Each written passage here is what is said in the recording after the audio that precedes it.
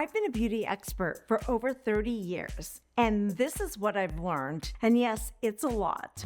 So after I wrote my book, The Chic Mom's Guide to Feeling Fabulous, it opened doors for me to be a brand spokesperson or a beauty expert on shows like The Doctors, The Kris Jenner Show, Fox, so many more. One thing I loved about being on all of these television shows is that I was able to share with the world new beauty devices and new treatments and new ingredients and new procedures. I felt like I was sharing just something that would help people everywhere. And I learned a lot too.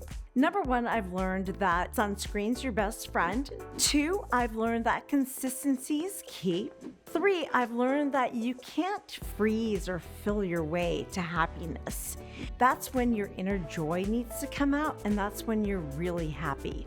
Stress can really take a toll on your face and anything you're doing for anti-aging. So that's a time to figure out what works for you, whether it's going for a walk or a workout, calling a friend, doing a favorite craft, putting on a favorite playlist, whatever it is. That's when you do it, because stress is probably one of the things that I think is the worst. And I've seen it over the years, especially when I've had all these health issues, because that was something that was so stressful, especially when I didn't look like myself. I found some really cool, innovative ways just to get by for that time. It was things like the fake eyelashes, but wait, if you have no lashes, guess what? They don't stick on. So it was just knowing that I would take a black eyeliner, line the top of my eye, I'd line the waterline of my eye, and then I would smudge it a little bit, and at least I had a little bit of a illusion of lashes. Putting on eyelashes has evolved so much, but what's really fantastic is recently they've come out with ones that have self-adhesive lashes. So they're perfect for when you're on the go. And for my eyebrows, there were so many things. I discovered eyebrow stamps, which I think are one of the best inventions since sliced bread. There's another product I discovered too, and it actually had little fibers in it, so I could look like I had real hair there on my eyebrows. And that was really important to me because eyebrows really do frame your face. And when your eyebrows are present, when they're done properly, when they're bold, when they're shaped well, you literally can just change your face in 2 seconds by doing that. I've learned too that beauty is an attitude, and even feeling fabulous is an attitude. It's a mindset. During all these surgeries and this and that and this cancer and that chemo, I made sure that I looked as good as I wanted to be. What really made me feel like myself was after my first session of chemo, getting my wig. It was insane. It was beautiful. And I felt like I was back. I felt like I looked like myself right now. And another thing too is you lose your nails. These little press-on nails with the little stickies in there. So you can just press them on, you size them, you shape them, and in a minute you can have your perfect manicure.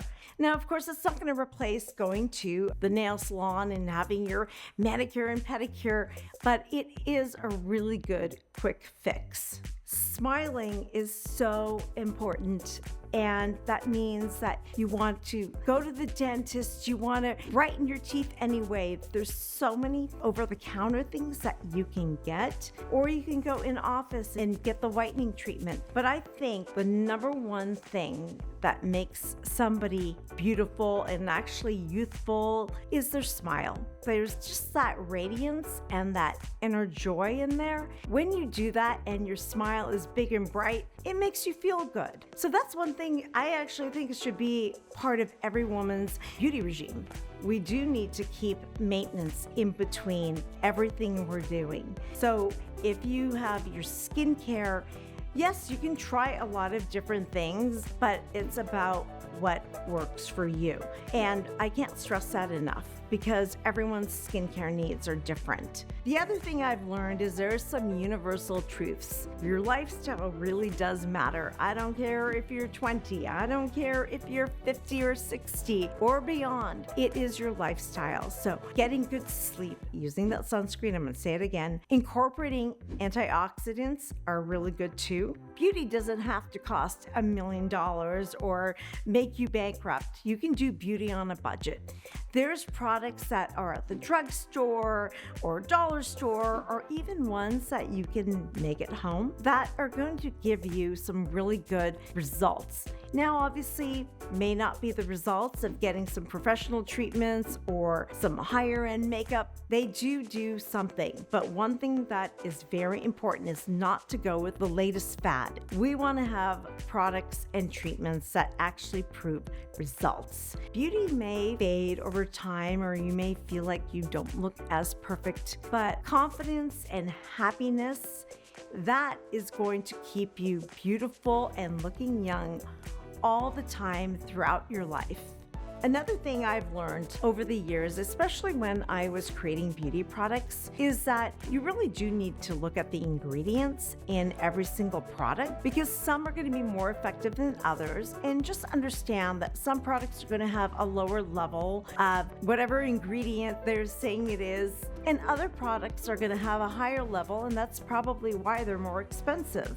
It's really important to create your very quick skincare and beauty routine, not only just your face, like in terms of your skin, but it also means getting your makeup on. So creating that little kit that works for you so that you can go out the door and just feel like you look presentable or maybe even pretty. And with my sunscreen, I actually layer it. I start off with having like my regular mineral sunscreen on, SPF 50, yes. And then I'll put on a makeup product like a foundation or a CC cream that has an SPF in it. And then I can finish off with a spray that also has an SPF in it. And throughout the day, I can even spray that one back on. So to me, it's about layering, because some of the products are going to evaporate and you may not have the coverage, because if you are not reapplying every 2 hours, you're going to need to figure out a way to replenish that sunscreen. Another thing I've learned over the years as a beauty expert is sometimes less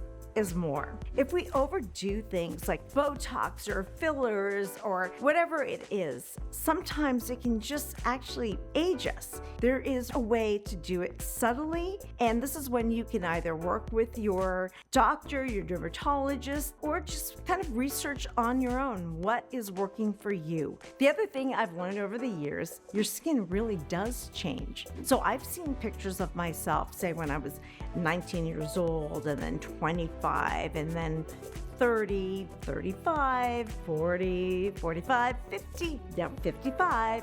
And yes, I can see a significant change. I can see the loss of collagen and elastin. And you know what? I am going to own it. I can see more wrinkles. I can see that it's a little bit harder to erase them. But you know what else? I also see that there's some happiness and some confidence and some joy, and that is really a consistent thing. So while you see the changes coming through, it's wonderful to accept them, and you're going to make adjustments over the years. So what works in your 20s may not work in your 30s. This is the time to learn about products, learn about what works, research them, and then make your right decisions for what's going to make your anti-aging rituals and regimen just work for you. There are different systems that you need to incorporate as you get older. So in your 20s, it's very simple. In your 30s, you're, adding in some more things. And then in your 40s, you start going, okay, I'm going to really kind of start upping the ante here. In your 60s and 70s, you're really going to just keep it simple again and do things like put on a super bright lipstick, focus on one feature that is amazing, keep your style simple. Every single decade, you're going to be changing it up. All the technology changes, and that's going to happen too with beauty, especially beauty devices, even all the treatments that we can do. It is evolving so much and there's so many innovations. So this is a time to really keep abreast of them. And I know it can be overwhelming, and that's one thing that I want to bring to everyone as well. What really does work? What is new? What is working? What are the new ingredients? What have they invented? What are they doing in other countries? Because it really will add to our anti-aging regimen and just help us in the long term.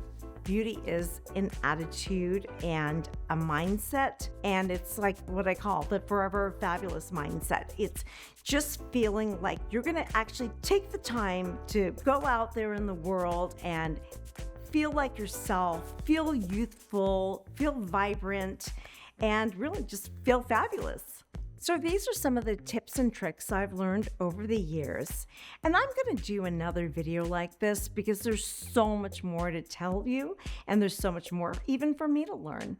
But in the meantime, I hope everyone stays forever fabulous.